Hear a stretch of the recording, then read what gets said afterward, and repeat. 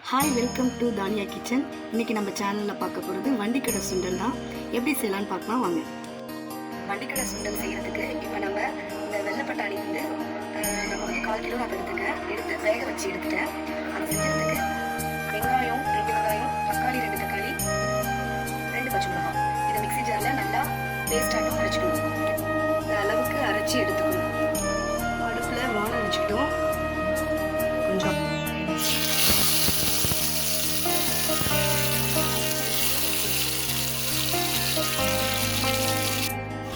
பச்சை வாசனை